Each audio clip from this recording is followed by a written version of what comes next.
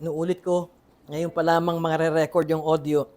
Kung mayroong tayong masasabing isang napaka-taas o napakaganap na huwaran ng pagiging isang deacon, if you would allow me to use that word, dahil paglilingkod ay walang iba kundi ang Panginoong Jesucristo, at yan ay nasa Marcos Kapitulo 10, talatang 45, at Roma Kapitulo 15, talatang 8. Si Apostol Pablo, marahil ay hindi natin napapansin. Bagamat siya ay apostol, ngunit makikitaan din natin siya ng kanyang paglilingkod. Halimbawa, ang talatang nais kong tignan dito ay 1 Corinthians chapter 3, at sinasabi ni Pablo sa talatang 5, ano nga ba si Apollos at ano si Pablo? Mga lingkod.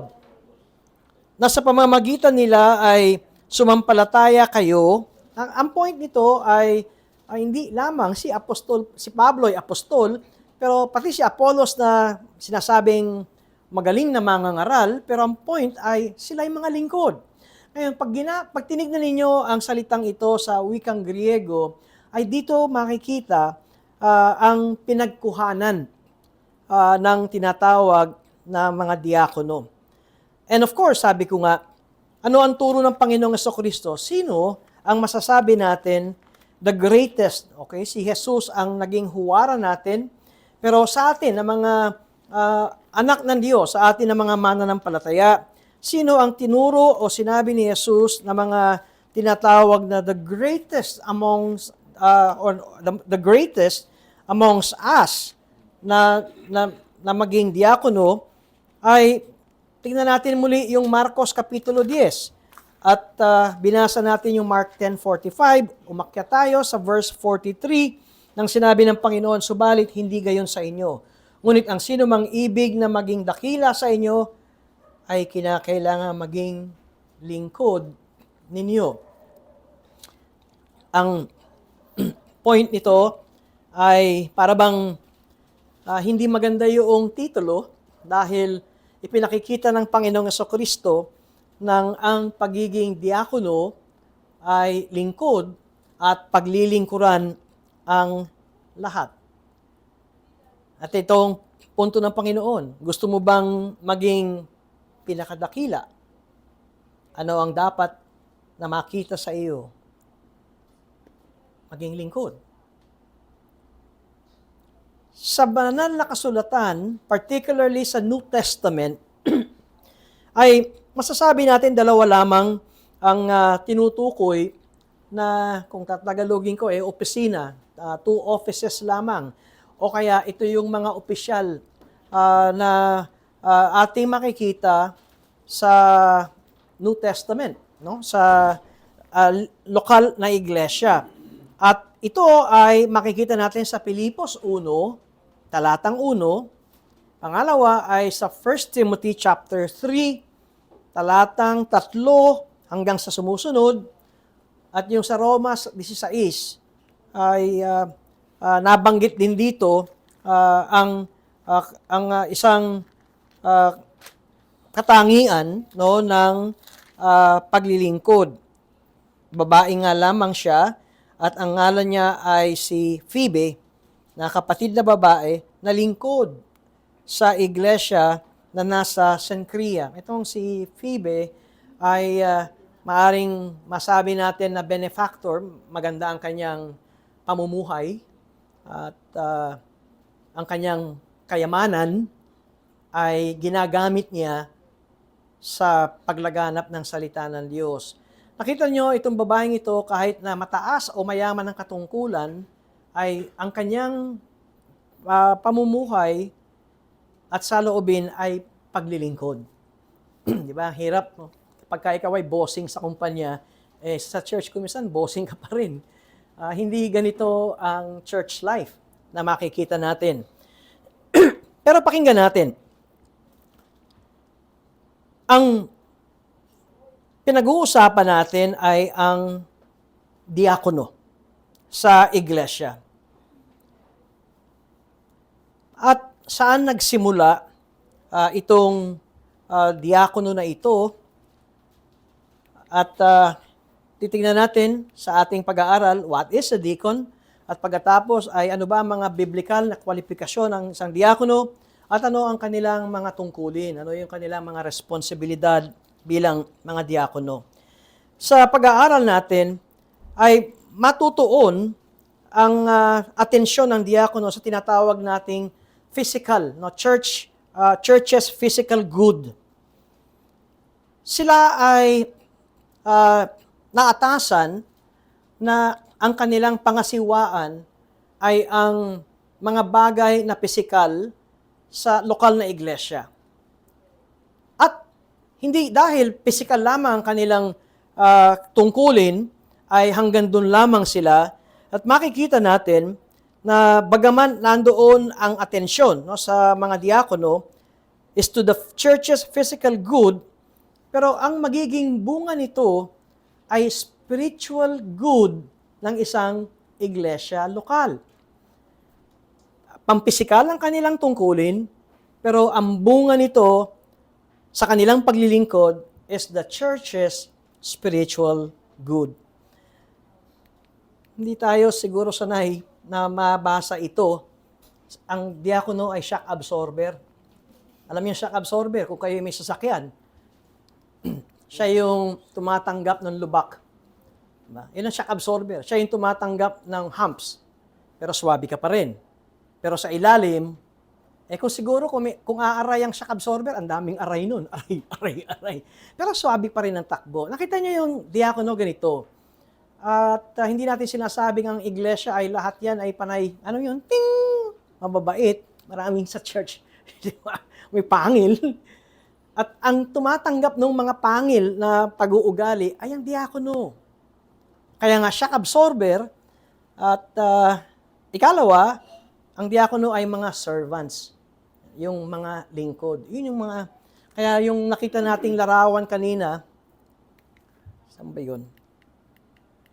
Ito, yung nasa gitna, yan yung mga tagahugas ng paa na mga bisita nung panahon ng yung tinatawag nating panahon ng mga unang mga Israelita. Ito, dahil hindi pa naman sementado ang kalye noon at maputik at maalikabok.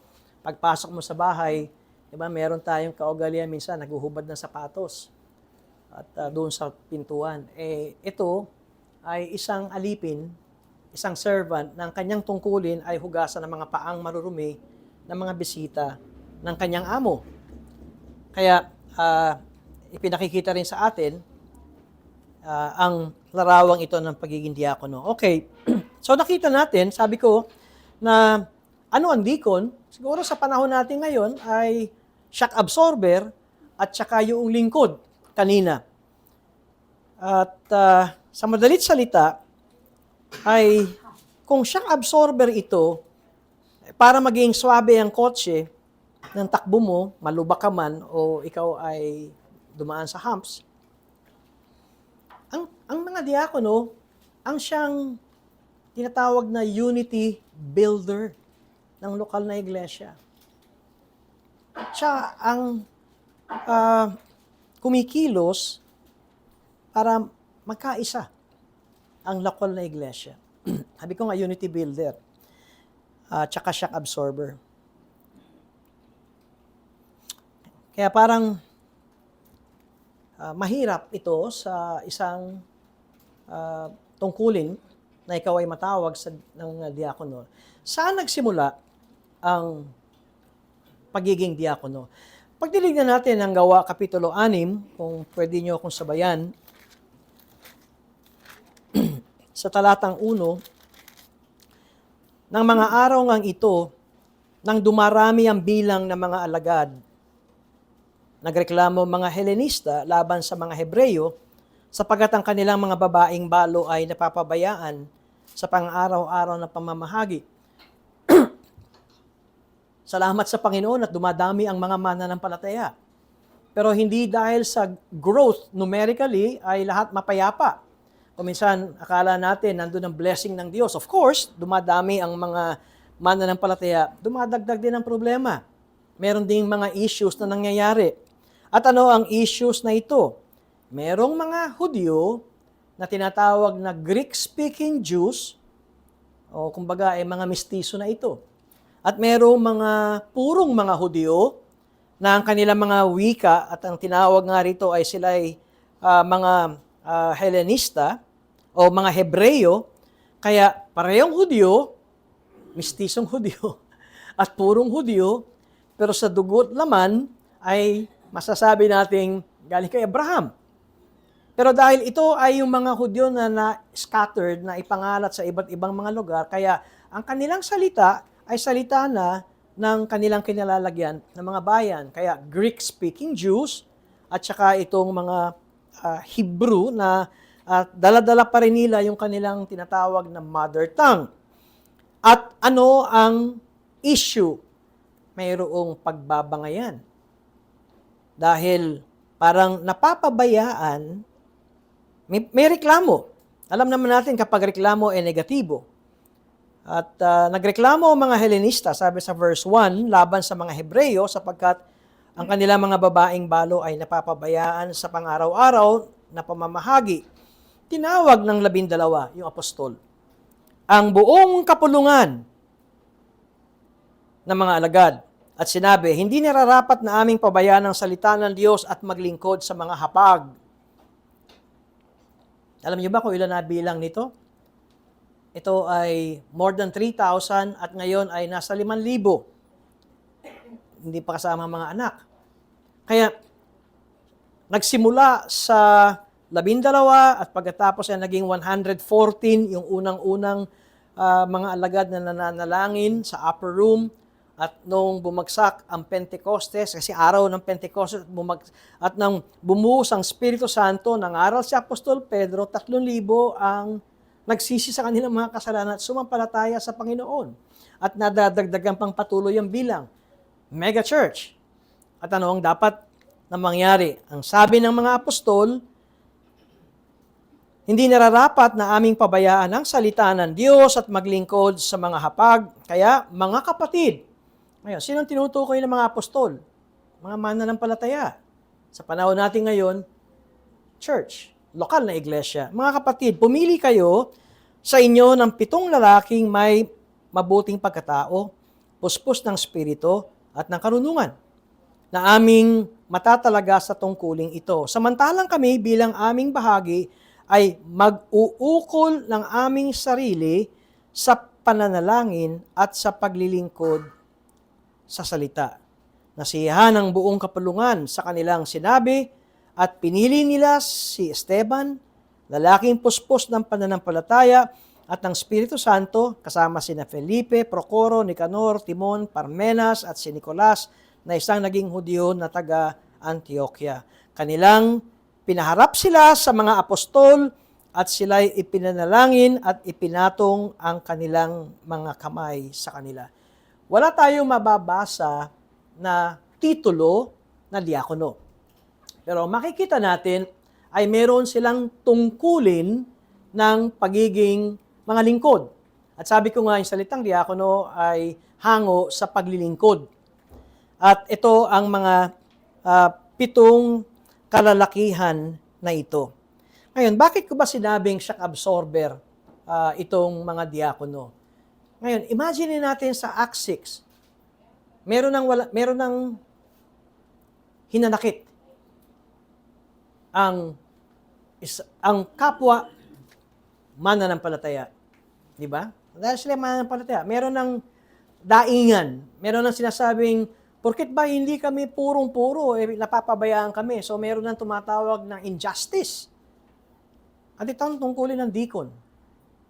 Ang tungkulin ng deacon, hindi lamang pakainin ang lahat. Siguradong kahit gumunguya yung mga Hellenista, masama pa rin ang loob yun. Ang tungkulin ng diakono ay pagkaisahin. Kaya nga, another term dito ay unity builder. Nakita nyo, hindi ng pastor. Kadalasan kasi pagka hindi tayo naturuan, lahat tungkulin ng pastor, tungkulin ng pastor, tungkulin ng pastor. Anong tungkulin ng apostol? Prayers and Word of God. Anong tungkulin ng diakono sa iglesia? Shock absorber. Lingkod. Nakita natin yung point. Kaya ito ang masasabi natin na naging precursor o naging simulain ng diakono. Pinili sila. Kung minsan akala natin para lang maging waiter. No? Pero actually, pag nakita natin that they were chosen to preserve unity at a time na masasabi natin that there was poor administration.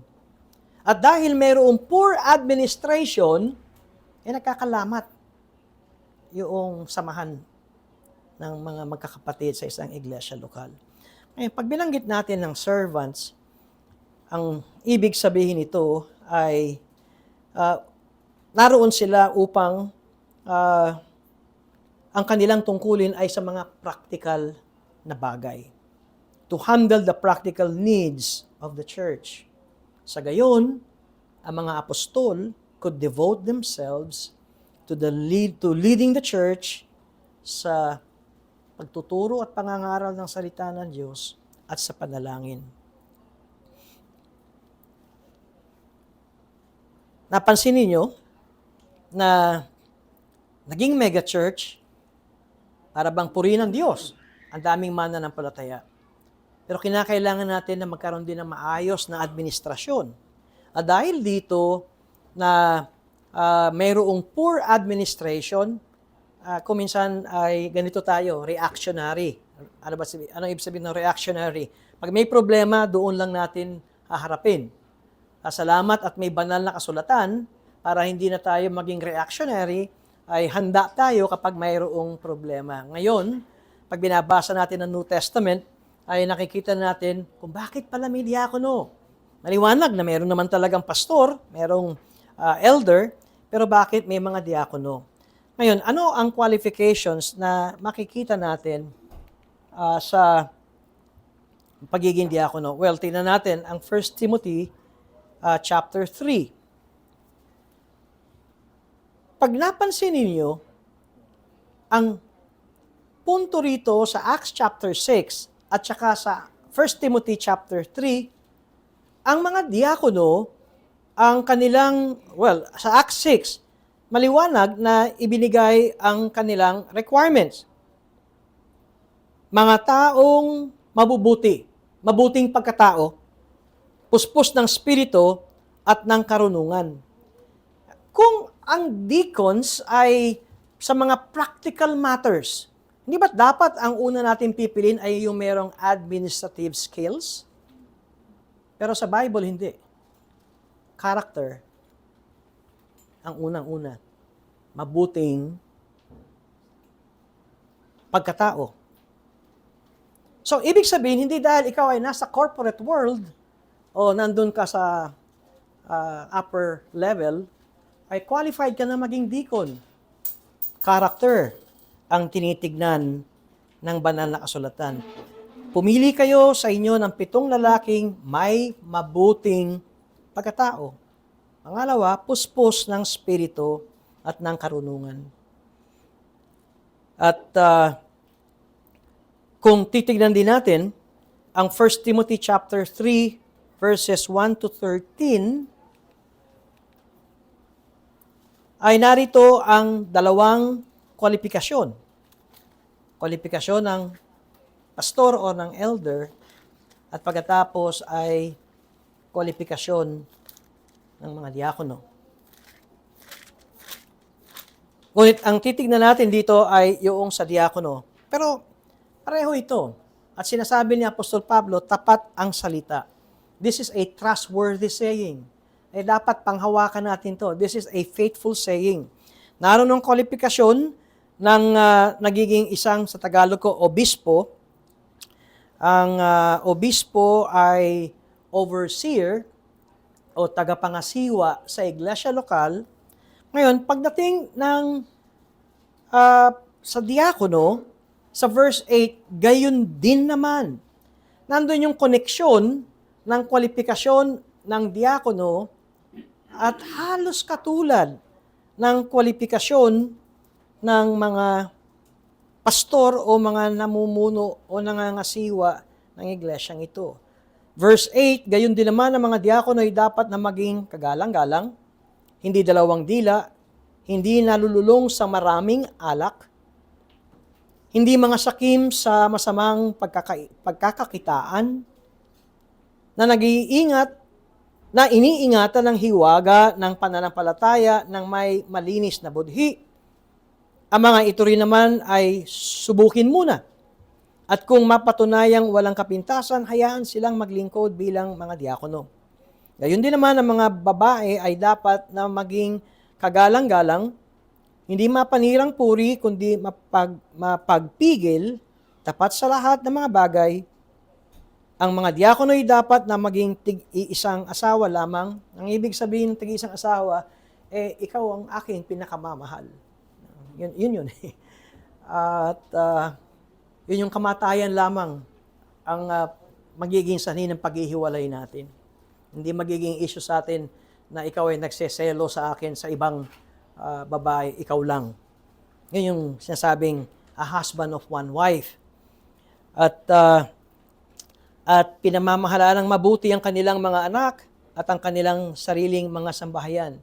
Hindi sinasabi ditong dapat silang maborn again dahil yan ay tungkulin ng Diyos at yan ay kapangyarihan ng Espiritu Santo, kundi makita yung paggalang ng kanilang mga anak kung sino ang magulang. Kaysa naman yung kagalang-galang yung diakono sa iglesia, nung pumunta yung mga member, nakita nila sinisigawan ng anak yung tatay na diakono. Hindi qualified yun. Minumura pa ng anak yung tatay. Hindi qualified yung ganun. Kaya yun ang ibig sabihin ng pinamamahalaang mabuti ang kanilang mga anak at ang kanilang sariling mga sambahayan. Mamaya makita natin kung bakit kinakailangan ito ng mga diakono na able to manage his household well dahil sa kanilang practical na tungkulin. Dahil ang tungkulin ng diakono ay sa mga practical na bagay ng iglesia. Sapagkat sa verse 13, ang mga nakapaglingkod ng mabuti bilang mga diakono ay nagtatamo para sa kanilang sarili ng isang mabuting katayuan at ng malaking pagtitiwala sa pananampalataya kay Kristo Jesus.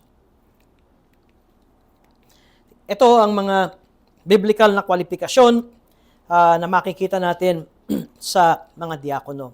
Kaya nga sabi ko kanina, si Apostol Pablo, ang kanyang focus talaga kung sino ang magiging diakono ay character rather than administrative skill. Dahil kung sila ay shock absorber, ano ang dapat na makita sa kanilang katauhan o yung kanilang pagiging pag-uugali. Dapat sila ay mga peacemakers, di ba? Kaya nga hindi dapat ang unang napupundi ay ang diakono. Ang diakono, napakahabang pasensya. At ito ang primary na pagpili. Tingnan natin yung track record nila. Meron ba silang track record of peacemaking? Pangalawa lamang, yung kanilang administrative expertise. Okay? So, kinakailangan din naman na meron silang skill sa administration, pero ito ay pangalawa lamang. Nabanggit ko na kung bakit peacemaker sila, dahil darating ang araw, mayroong kagatan, may tampuhan sa church, diakono, ang unity builder. And that is their primary goal. Mapapansin niyo na ang primary goal is unity building, good administration ay ang kaparaanan. So, good administration was the means, pero unity building was the deacon's primary goal.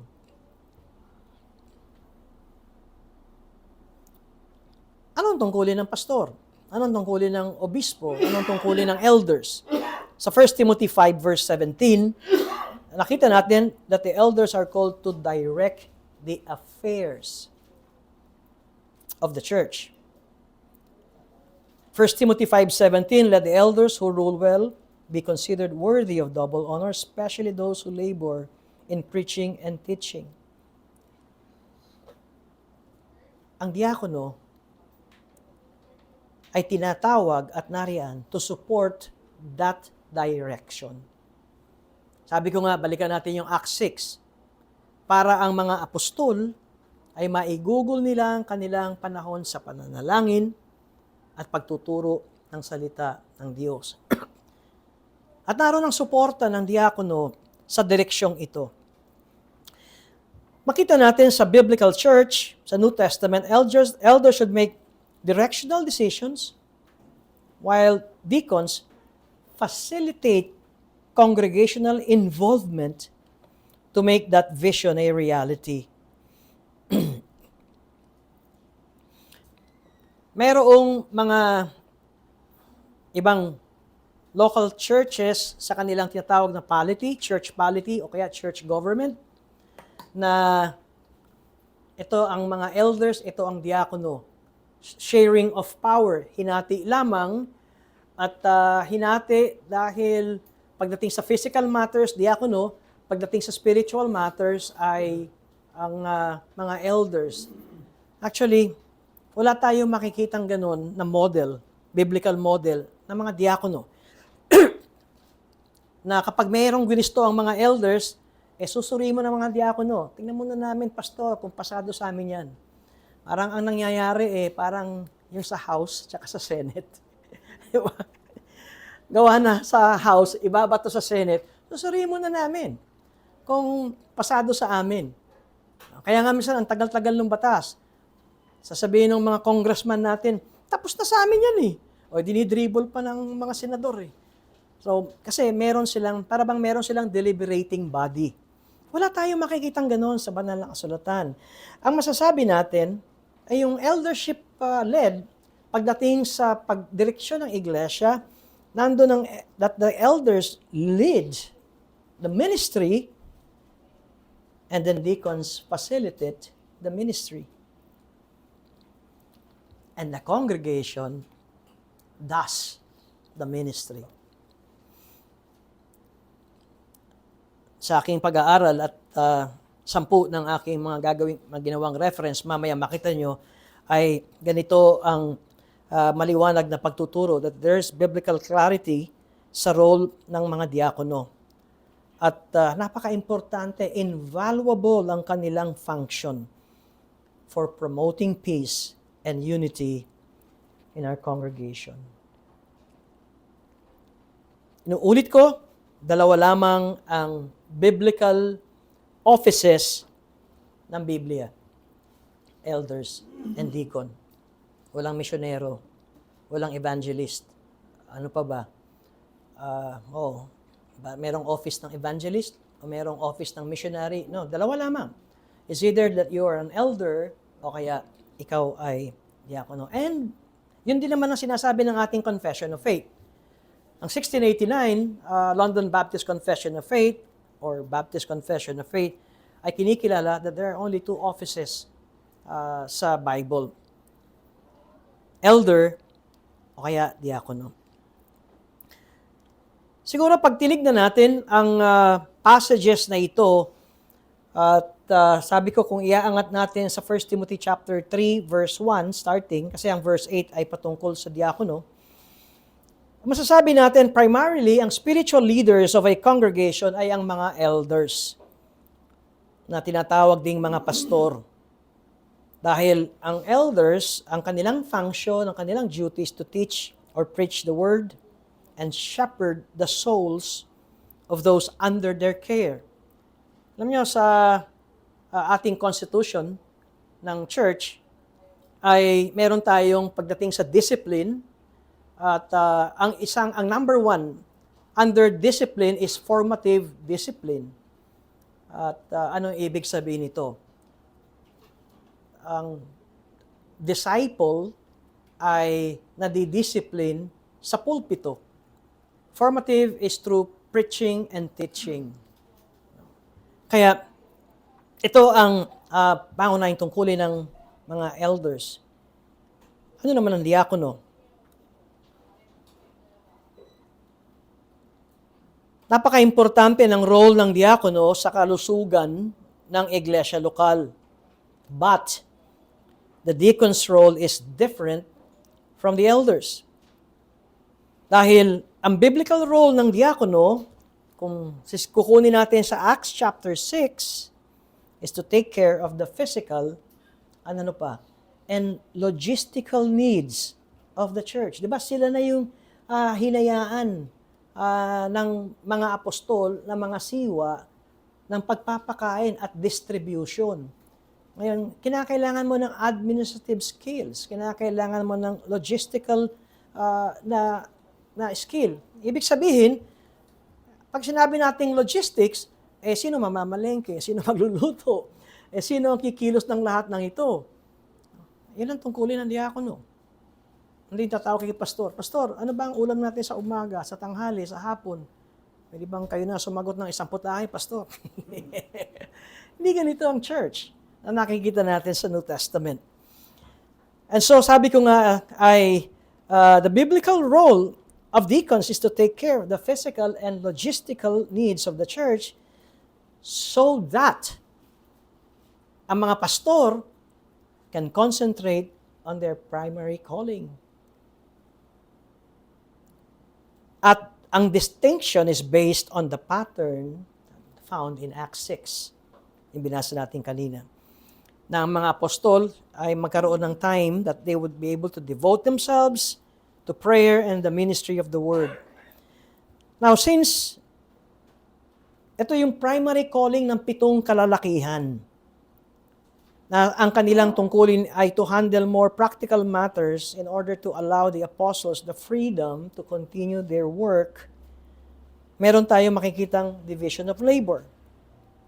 Kung papaanong ganun din ang division of labor sa elder at saka sa diakono. Katulad ng mga apostol, ang kanilang primary task or role is on preaching the Word of God. At ganun din ang primary role ng mga pastor. Minsan, akala ng mga kapitbahay, tinan mo yung pastor na yun, hindi nagtatrabaho, hindi lumalabas sa bahay. Tamad. Hindi po tamad yun. Nagkukulong yun sa kanyang study at nag-aaral at nananalangin. Kasi yun ang kanyang tungkulin. Na bigyan siya ng wisdom ng Diyos at bigyan siya ng gabay ng Diyos at ng Espiritu Santo na ang kanyang isa-sermon ay naaangkop sa bawat isa ng mga miyembro ng lokal na iglesia. Pero yung katulad ng 7 lalaki, ganoon din ang deacons sa New Testament. Deacons serve the congregation in whatever practical needs may arise. Itong 1 Timothy chapter 3, verses 18 to 13, bagamat ito ang ibinigay ni Pablo, pero sasabihin ko, this is not exhaustive na requirement ng mga diakono. At siyam ang ating inilagay dito.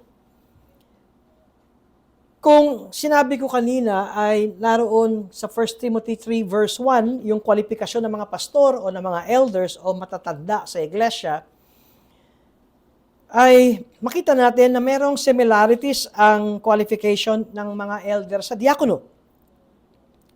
Halimbawa, ang kwalifikasyon sa mga pastor at diakono ay hindi maging adik. Adik saan? Nakita ba niyo sa 1 Timothy chapter 3, hindi adik sa alak. Hindi yung pag may narinig na, uy, may birthday, may kasalan, punta tayo dun. Libre inumin. Tapos araw-araw, lasing. Adik sa alak yan. Hindi mahilig sa alak, pwede siya mag-alak, pero hindi siya adik sa alak. Hindi mapusok, kundi mahinaon. Sa verse 3, makikita rin natin, hindi palaway, o hindi maibigin sa salapi. Alam niyo, importante ito kasi hahawakan diakono ng pera di ba? Di kung ikaw laging nangangailangan ng pera, sa iyo ipinagkatiwala ang pinansyal. Hindi ang mga apostol ang mahawak ng pera. Kasi ang pangangasiwa sa Acts 6 ay ang pagpapakain ng mga tao Nasa kanila ang pamamalengke, nasa kanilang budgeting. At sa verse 2, sa 1 Timothy chapter 3 verse 2, kailangan ng mga obispo ay walang kapintasan. Hindi ibig sabihin perpekto, pero nakikita ang kanyang karakter at pamumuhay ng naaangat sa iglesia lokal. Wala namang perfect. At ganoon din sa deacon na sinasabi na pareho, blameless, husband of one wife, ang pastor ay ganoon din, at ang diakono ay ganoon din. An able manager of his children and household, pareho din sila ng elder o pastor at ng diakono. Pero pansinin natin na ang focus ng kwalifikasyon na ito is moral character of the person who is to fill the office. Kaya, pagka diakono pinag-uusapan natin, the deacon must be mature and above reproach. Ano ang pinagkaiba ng elder o ng pastor sa diakono? The main difference is a difference of gifts and calling, not character. Kasi pareho sila ng character. Pero yung gifts and calling. Tignan natin yung number 1, dignified, sabi sa verse 8, ang ibig sabihin ito ay kagalang-galang, respectable. At ito ay katulad din ng kwalifikasyon ng elder. Not double tongue. Ano ibig sabihin ng not double tongue? Unang-una, yung sinasabi niya sa iyo, pagtalikod mo, iba naman sinasabi niya sa iyo. Yung nananaksak sa likuran. O kaya, may sinasabi siya na hindi naman niya ito ipinamumuhay. Yung dalawa yung isang dila, tapos naghihiwala yung dila. So they lack credibility. Kapag sabi natin, wala kang isang salita, you lack credibility. Yung, halimbawa, ikaw ay diakono, meron tayong usapan ng gano'n, bigla mag-text, sorry, hindi pala ako makakarating, may lakad pala ako. Nangyayari yan minsan, pero kung 10 beses nangyari yan, wala ang credibility mo. Kung minsan meron tayong kasabihan, let your yes be yes, kahit na ito ay masakit. Halimbawa, may kompromiso pala ako. Pero nangako na ako dito. Not addicted to much wine, sa verse 8. Kung ngumingiti ka kapag nakakita ka ng bote ng alak, ito ang nagpapasaya sa iyo. Such a person lacks self-control. Hindi siya disiplinadong tao. Not greedy for dishonest gain. Kung mahilig ka sa pera at ang diakono ito ang tungkulin, kukupitan mo yan. Ang ungupit ka. Kapag ganito, ay disqualified dito. Sound in faith and life. Ang punto rito ni Apostol Pablo ay nauunawaan mo ang iyong sinasampalatayanan. Maliwanag sa iyo ang gospel. Na may clear conscience. Number 6, blameless. At subok na.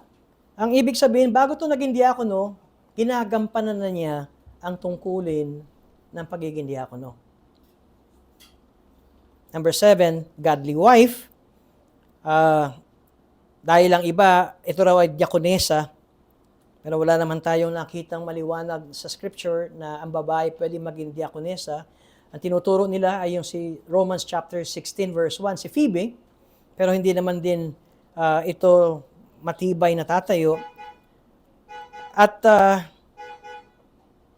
bakit ang asawa ng diakono ay kinakailangan din maging dignified, not slanderers, but sober-minded? Napansin nyo, wala ito sa tungkulin ng pastor. Meron ba kayo nakita pati ang asawa ng pastor? Hindi ko sinasabing malaya ang pastor na maging bungangera at maging marites, di ba? Pero bakit sa diakono na ilagay? Kasi practical kasi ang trabaho ng diakono. So meron silang minsan pupuntahan na para tulungan at makipagkasundo. At may mga pagkakataon, ang problema ay sa mga kababaihan. At katuwang ng diakono ang kanyang asawa sa pagtulong sa mga ito. So nakikita natin bakit ipinasok ito.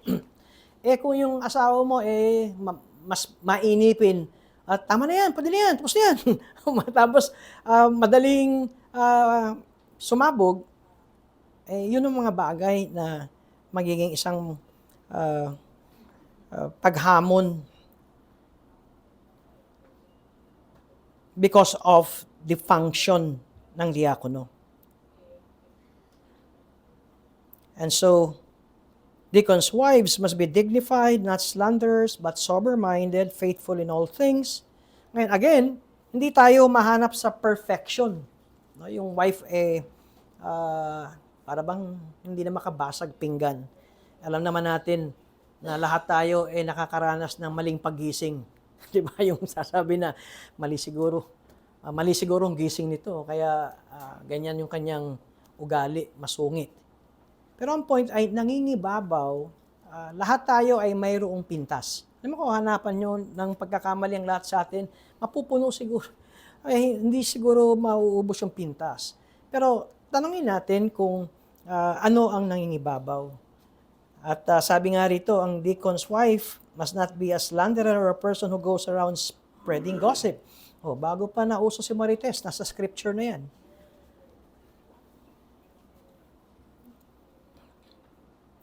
At nandun din kinakailangan, dahil katuwang niya ang kanyang asawa, ay meron din siyang gift to make sound judgments. Dahil may mga pagkakataon na ang issue ay sa mga kababaihan. Ngayon, isipin nyo, kung ang disunity ay sa mga kababaihan, sino ang pwedeng lumapit? Di asawa ng diakono. Kaya ipinasok ito. Husband of one wife. Sabi ko nga kanina, ito ay patungkol sa faithfulness ng diakono. Faithfulness of a husband toward his wife. Yung one-woman man. Yung sinasabi ko na sa tanging buhay niya ay nakikita ang kanyang suporta at pagmamahal sa kanyang asawa. Responsibility ng diakono ay ito.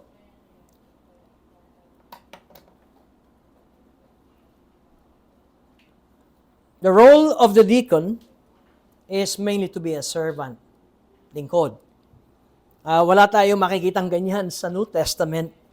Pero ang point ay, nakita natin yung foundation ng diakono, kaya ang iglesia na ang siyang gagawa ng mga kaparaanan nito.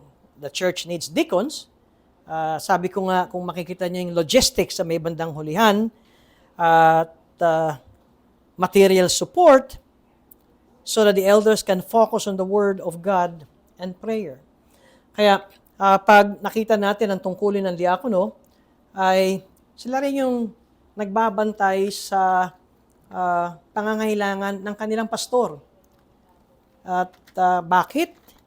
Dahil kung makikita nyo, ang katangian ng pastor ay mapagtanggap sa bahay. Napansin ba ninyo sa 1 Timothy chapter 3? At bakit binabantayan din ito ng diakono?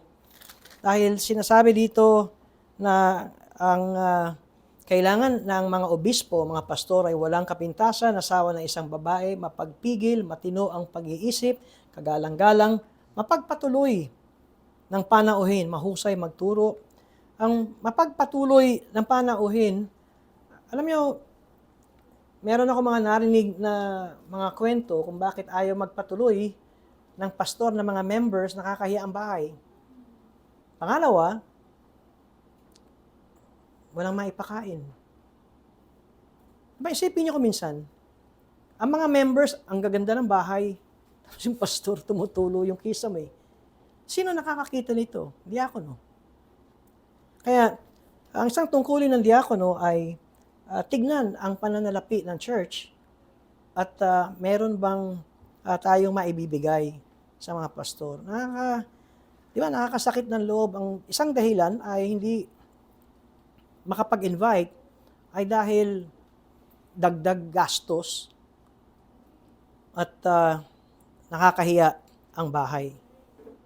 Minsan, pag nakita natin, yan ay hindi spiritual pero praktikal, pero yun ang tungkulin ng mga diakono.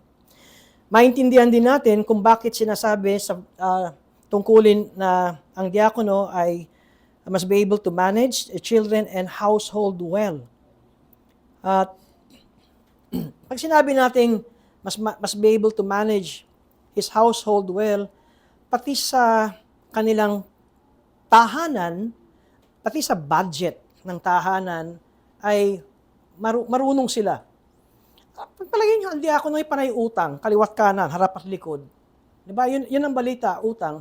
Paano mo pagkakatiwalaan na ang diakono ay humawak ng pera, kumakatok yung pinag-utangan ng diakono at sasabihin ng diakono, wala siya dito. So, nakita nyo, managing his household sa diakono ay kasama nito ang pananalapi. At sa asawa ng diakono, dapat makita rin niya yun. Na ang asawa ko ay diakono, kuminsan, ganito, walang utang si diakono, yung asawa naman ang baon sa utang. Ang tingin ng mga tao sa labas, pareho lang din silang dalawa. Di ba? And the two shall become one.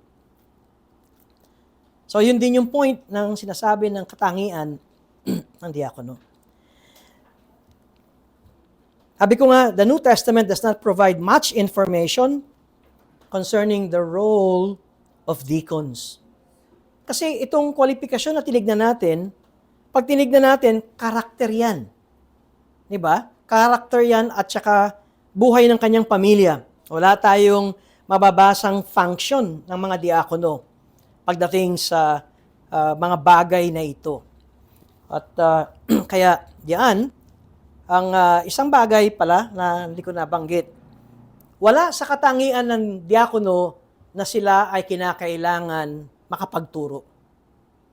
Napansin ba ninyo? Ang able to teach lamang na binigay ay sa elders. Pero salamat kung ang diakono ay may kakayanan magturo. Pero ang pagtuturo kasi ay nasa function ng elder. Although many of the qualifications, sabi ko nga, are the same or very similar, yun yung able to teach ang isang bagay na walang nilagay sa diakono. Bagamat pwede sila magturo sa small groups, sa kanilang mga anak, sa kanyang asawa.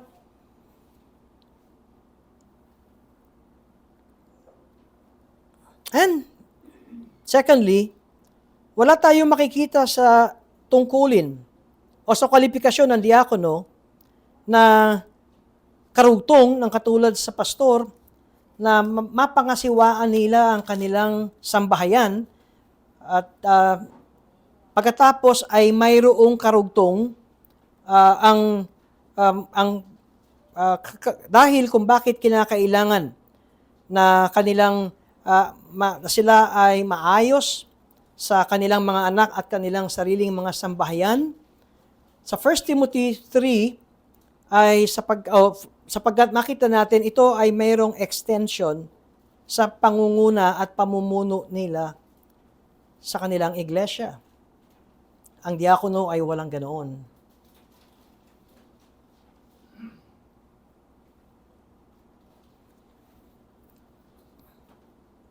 Sa verse 5 ng 1 Timothy, sapagkat kung ang sino man ay hindi marunong mamahala ng kanyang sariling sambahayan. Ito yung mga pastor. Paano niya pangangalagaan ang iglesia ng Diyos? Yan nga yung point. Hindi natin sinasabing ang mga anak ng pastor ay maging mga anak ng Diyos.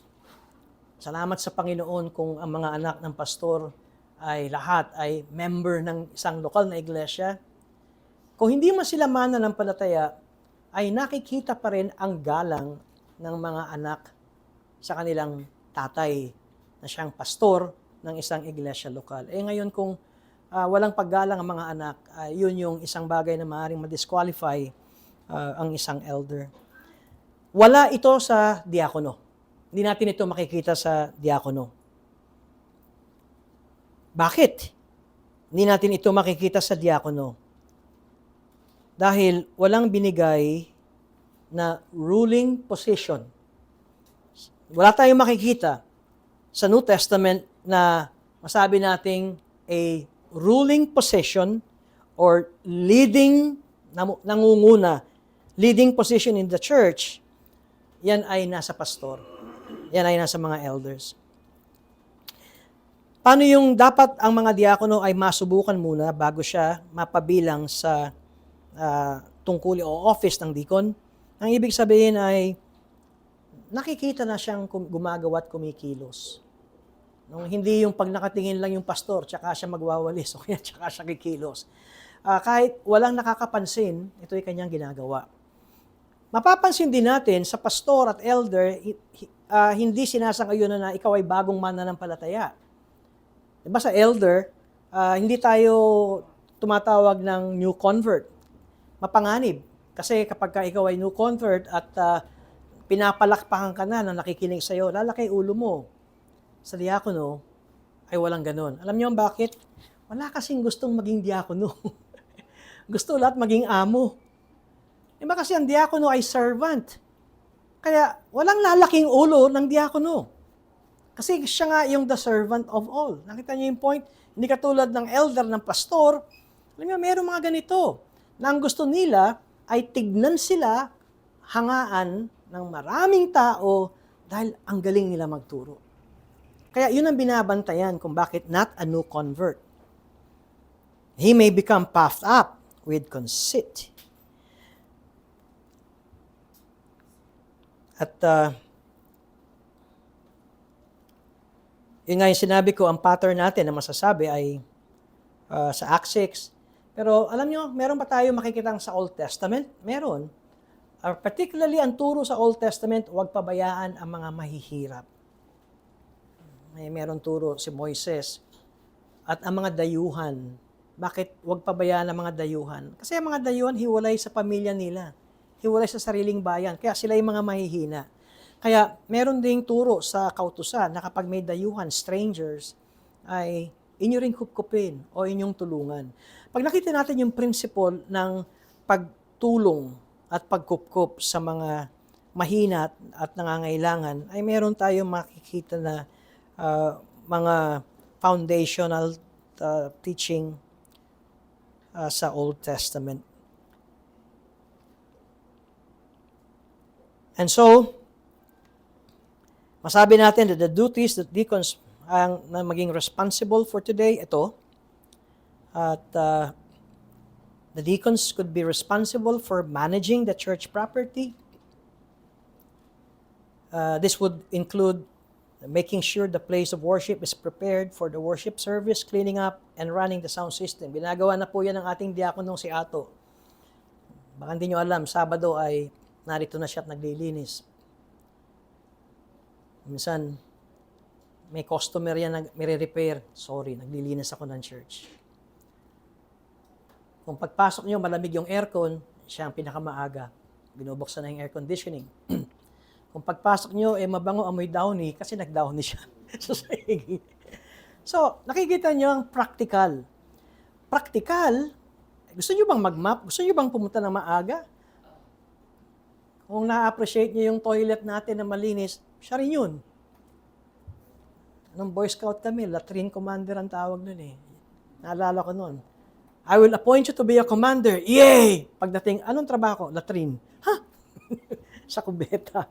Latrine ay toilet. Commander ka ng mga toilet, paglilinis. Okay. So, ito ang tungkulin ng diakono. Benevolence, similar to what took place sa Acts 6. Merong daily distribution sa mga widows. At kung minsan ang mga diakono siya nag-a-apportion, na ito, mas kailangan ito na mas marami. Dito ay hindi naman. Finances, of course, sabi nga natin, nakita nyo naman minsan kung kaano kahaba ang ating financial meeting sa agenda, yun ata ang kalahating oras na kumukuha sa atin sa finances. Pero kung merong ang mga diakono ay kaya nilang i-compress at ipaliwanag katulad ng grade 6 o grade 5, ang pananalapi, palagay ko, hindi hahaba na yung usaping pera sa iglesia. At maging sa mga pang-araw-araw na mga bagay. Pati pagkolekta ng pera, pati pagbibilang ng pera, pati pagbangko ng pananalapi, diakono yan. These are the practical matters. Paglaki ng ating pagtitipon, kailangan na natin ng ushers.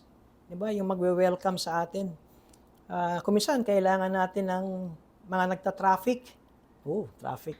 Hindi, para hanapan ng parking space sa ating one-space parking only. Nakita nyo minsan, ito ay mga bagay na para bang walang spiritual na bagay, pero nagbubunga ito ng mabuting spiritual na espiritu sa iglesia lokal. Alam niyo ba yung pag pumasok yung member, ang init ng ulo dahil tinitikitan ng barangay dahil pumarada sa no parking slot. At deacons ay kasama sa ushering. And logistics, pag sinabi natin, nabanggit ko ng logistics is to and fro, at kung saan ang galing at papunta. Kumbaga, nagamit ko itong ilustrasyon. Nakita kayo ng bibe sa pond, a duck in the pond. Pag nakita nyo kung gaano ka-smooth tumatakbo ang bibe sa pond. Pero hindi natin nakikita ay yung dalawang paa niyang gumagalaw sa ilalim. Yun ang trabaho ng diakono. Smooth sailing sa harapan at sa ibabaw. Pero kung walang trabaho ang diakono, ay baka nalulunod yung bibe sa pond. Conclusion. Ibig bang sabihin ng diakono ay nasa ilalim ng pastor? Ganun ba ang hierarchy ng iglesia? Hindi. Sinabi natin, ang bawat isa sa atin ay bahagi ng katawan. Maging ang pastor. Bagamat ang pastor ang siyang overseer, tagapangasiwa, pero dapat sa isipan ng pastor siya ay kaisa din ng isang katawan. Sa atin ay lokal na iglesia.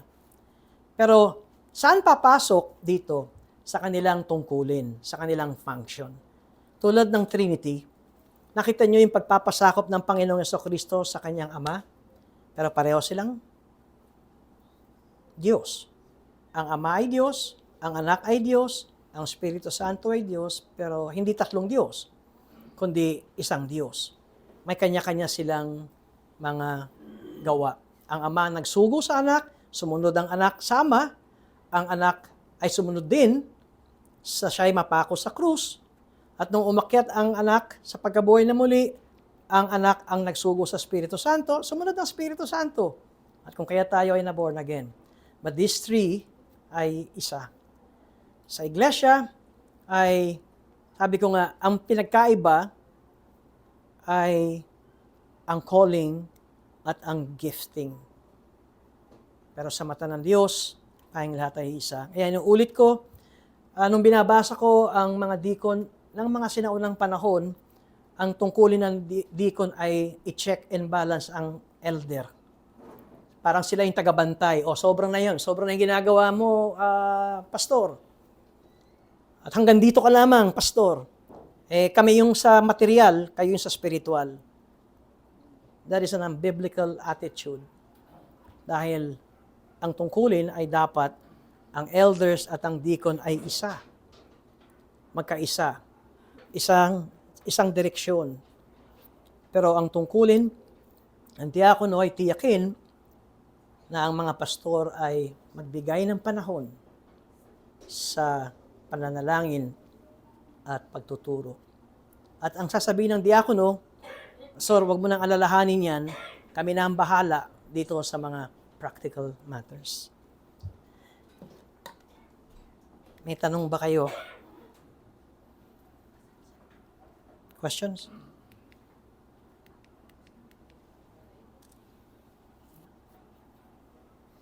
Okay, so nakita natin dito. Yeah, deacon's role is more service-oriented. Yes, ito yung aking reference. Ano pong ginagawa sa installation? Prayer. Magandang tanong. Ano raw pinagkaiba ng ordination sa installation? Well, sa installation ay ikaw ay kinikilala dahil si Junie ay 2 beses na nga itong na-ordain bilang diakono, di ba? Kasi na-dissolve yung unang church. At pagkatapos na-dissolve ay nagkanya-kanya na kasi ata parang lilipat na sa mga iba-ibang lugar at naordinahan uli siya sa pangalawang church. Ayoko na maordinahan ka sa RGBC pangatlo kung tanggapin mo yung offer sa'yo. So, installation is just by recognizing your call. At kung merong pagpatong ng kamay, binabasa ko yung history, ang mga Presbyterians, ayaw nilang patungan ng kamay ang diakono. Sinasabi nilang pagpatong ng kamay ay sa mga elders lamang. Pero meron ding mga iba na reform na sumasang-ayon. At ang pagpatong ng kamay ay pagsang-ayon at pagkilala sa binigay ng Diyos na kaloob. Pero yun ang sagot ko, installation. So meron din po yung approval, katulad yung sabi sa Constitution. Yes. Nag-approval na tayo nung ating RNR na additional at meron ka bang kalaban noon? Wala ata no? Wala. Clinose agad yung nomination. Meron ba? Wala ata. Nung na-nominate siya na maging additional, and parang wala siyang kalaban. Na-close kagad yung nomination. So, doon sa pag-select na nag-iisa, ay makikita natin, I would say, tantamount na siya. Pero kung merong kalaban sana na natatayo sa botohan. Pero just the same, sa Constitution natin, ay katulad ng nangyari sa Acts chapter 6, gagamitin ko yung batayan, ang namili ay ang iglesia. Nakita nyo? Ang namili ay kapulungan.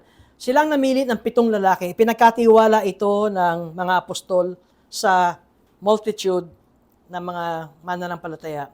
Bakit? Importante ito. Kasi hindi sila pipili nang hindi pa sila sumasang-ayon. Kaya ang requirement ay puspos ng banal na espiritu, mabuti ang kanilang pagkatao, mabuti ang kanilang patuto, kilala namin yan, kaya ito ang pinili at iniharap sa mga apostol. At nanalangin ng mga apostol na may pagpatong ng kamay.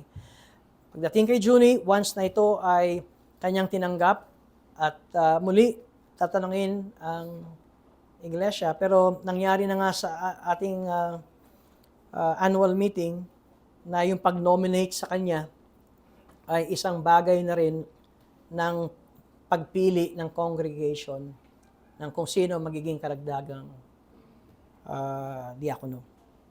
Pero in practice, yung sinasabing suffrage o pagboto o pagpili ng kongregasyon ay nakikita natin na may biblical basis yan sa Acts chapter 6 at ito ay nangyari at pagkatapos ay nanalangin ang pastor. So, ano pinagkaiba ng ordination at installation?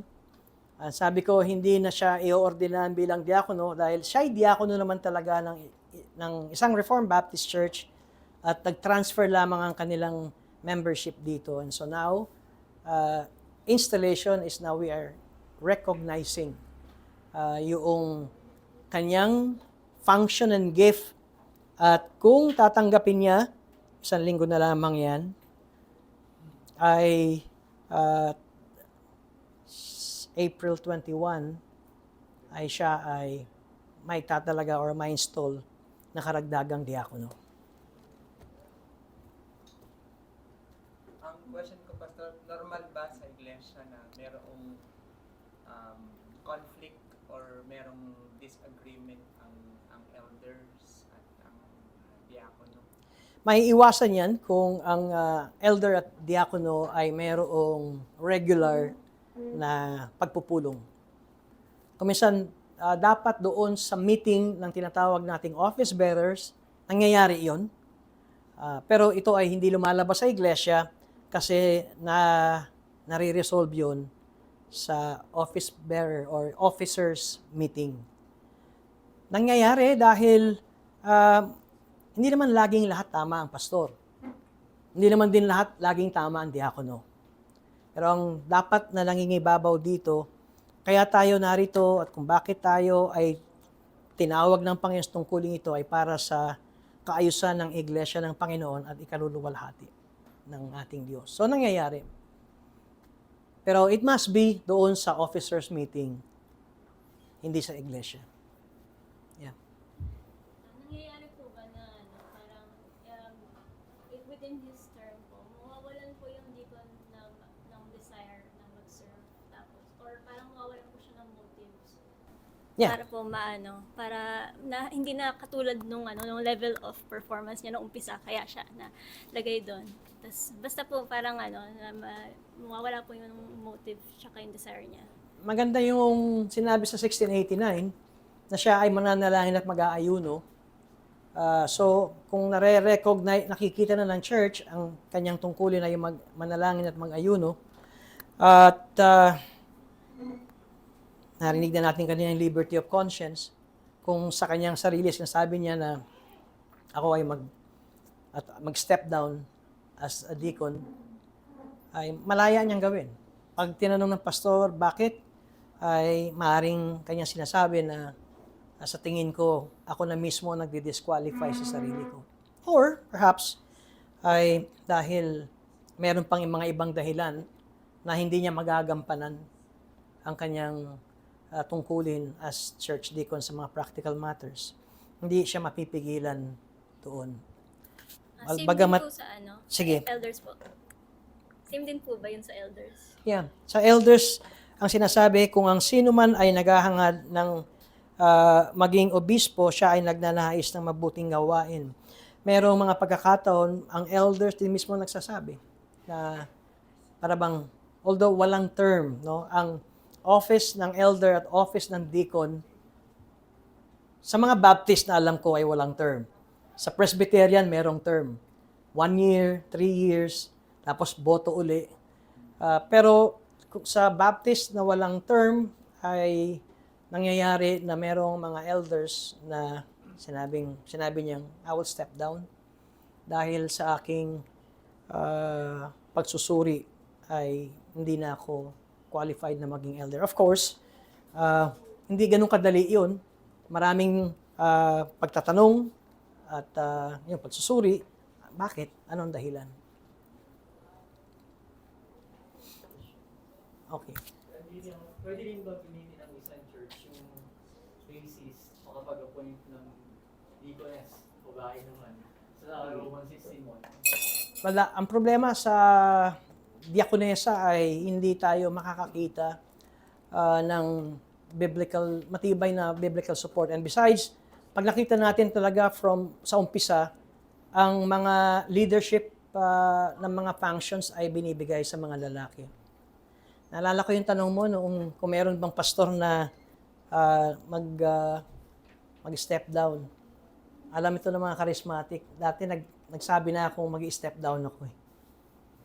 Tatandaan nyo, anong paliwanag? Magtatrabaho ako. Sabi ko, di ba? Hindi ko na kaya pakainin yung pamilya ko. Kailangan ko magtrabaho. At nung pagkasabi kong ako yung mag-step down, ay ang nangyari, within the week, may tumawag sa phone. Alam niyo sino? Pastor Brian Ellis. At ang sabi niya ay, Merry Christmas, Diego. Meron palang Merry Christmas ng Reformed Baptist. Tapos sabi niya, how are you? How's the church? How's your ministry? Sabi ko, paalam na nga ako last week, Pastor eh. Bakit? Magtatrabaho ako. Bakit? Kailangan ko pakainin yung pamilya ko. Sabi niya, wag na. Tuloy mo na yung pagpapastor mo. Konti lang ang Reformed Baptist. Nakakuha ko ng church sa UK na susuportahan ka. At sabi niya, siguro 4 to 5 years lang ito. I hope, pagdating ng 4 to 5 years, kaya ka ng suportahan ng lokal na iglesia mo. So yun. Kaya nangyari sa akin yun. Oh. Kaya kahit ikwento kay Pastor Brian Ellis, di na niya maalala.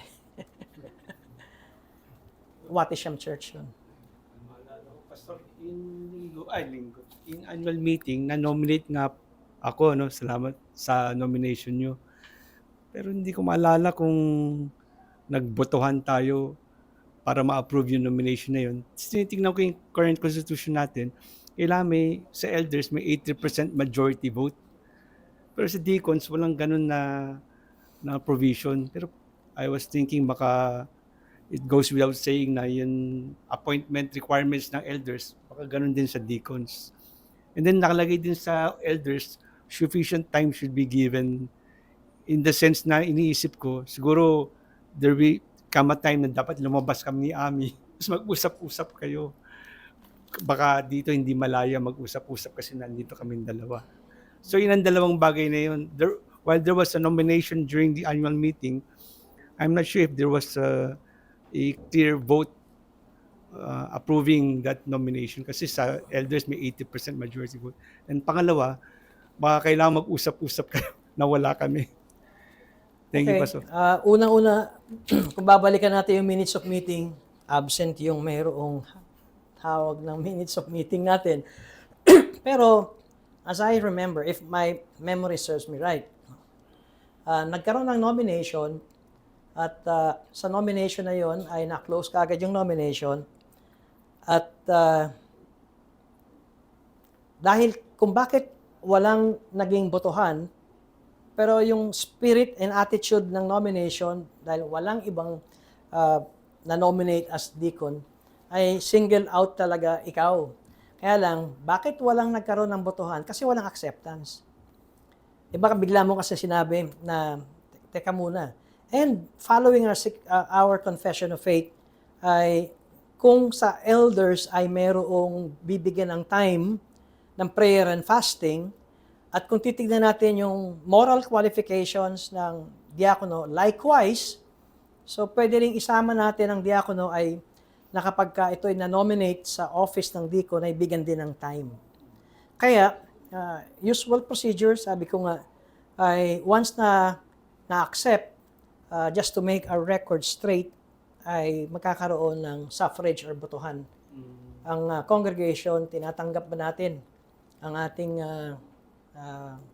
kapatid na si Brother Juni na maging diakono ayon sa kanyang pagtanggap sa kanyang nomination. A raise of hand. So, naghihintay. Step out from it. So, naghihintay. Palagay ko, ilang taon na kayo dito? Magdadalawang taon, di ba? 1 year and a half. By December this year.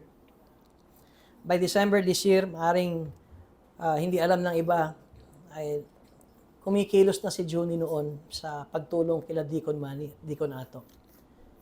At kuminsan, ang kanilang marahil isipin ay, baka pwedeng kami tumulong na lang hanggang tulong. Ang pagkakaiba ng tulong ay wala siyang office. At hindi katulad ng kung ikaw ay nasa office ng deacon, ang tatlong diakono ay mayroong direct involvement sa physical matters. Yes. Pwede po talaga. Ano pong reluctance? Ha? Reluctance ang Tagalog reluctance. But, Hindi. how about American? Hindi, Tagalogin natin, urong-sulong. One word. Nag-aatubili. Oo. Reluctance. Oo. Kakaiba yun. Kasi doon sa qualification, kung meron kang desire, it is a noble task. Pero sila Juni ay dahil yung kanilang nakaraan siguro, ang dahilan kung bakit yun ang kanilang, kung bakit sila reluctant. Pero the church is very happy kung bakit siya ay na-nominate at unanimous yun. Unanimous yun kung nakita mo. O siguro pati paa, sabihin, tataas pa, pati paa.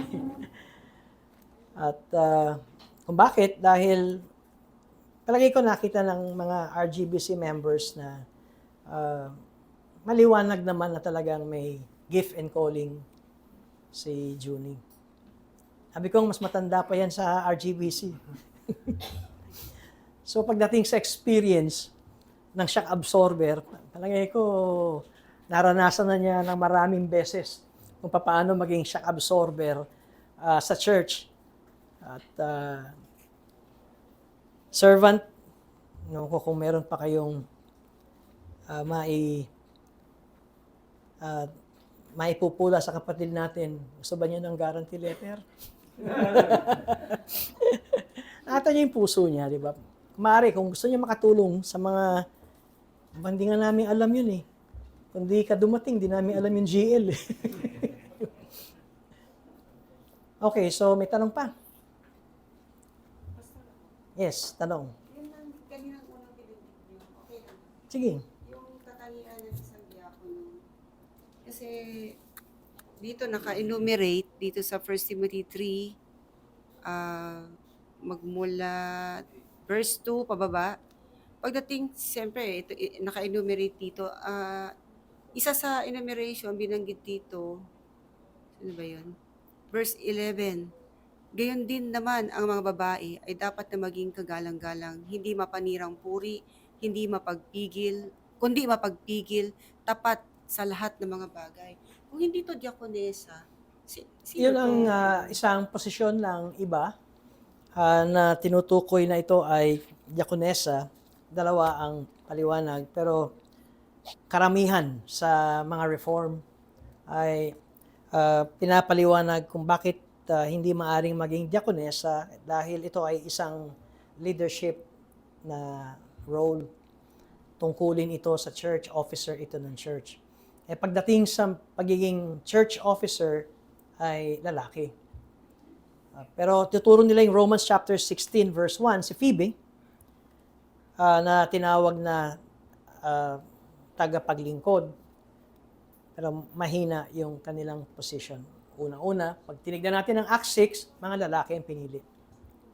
So doon nagsimula yon. Pero bakit siya included doon sa enumeration ng qualification? Yun, binanggit ko dahil ang tungkulin ng diakono kuminsan ay kasama ang asawa sa kanilang pagmiministeryo. Tulad nung halimbawa, itong 7 lalaki na ito doon sa pagpapakain ng mga balo, ng mga Helenista at ng mga purista, pure, mga Hebrew, mga balo ito eh. So, kuminsan awkward na lalaking diakono ang siya lamang ang kikilos. Kailangan niya ng tulong ng kanyang katuwang, ng kanyang asawa. Kaya ganito ang paliwanag ng karamihan ng mga nakaunawa nito. Na kapag deaconing ay may mga pagkakataon na naroon ang katuwang niya, yung babae, na sa kanyang tungkulin bilang deacon. Kaya binigay ang requirement. Napansin nyo sa pastor walang ganun? Walang requirement na binigay sa mga elders. Kasi mas ang diakono hands on the ground. Ika nga di ba? Talagang nandoon sa mga practical matters. Pati actually yung practical na pangangailangan.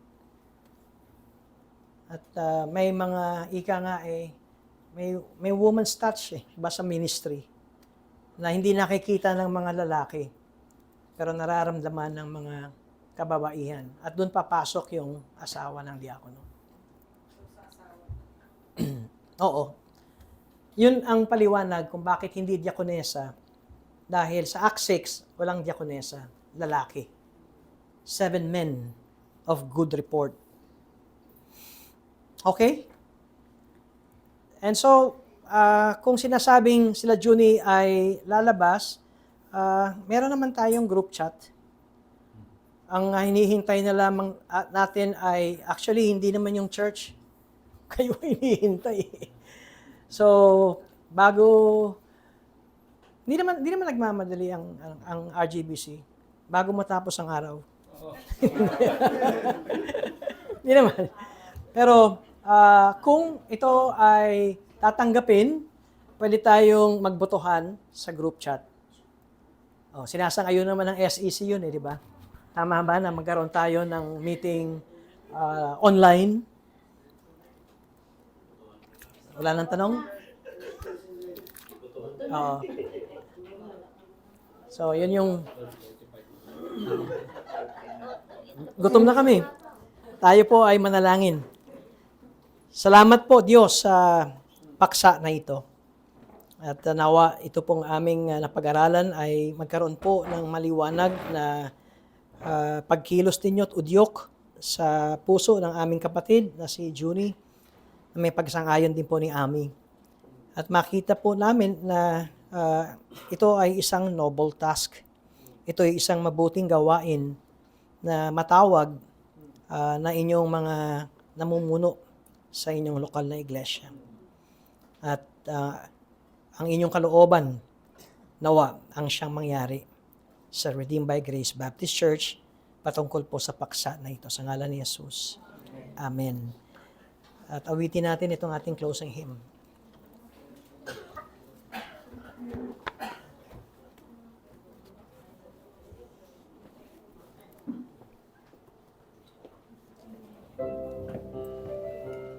Tumayo tayong lahat.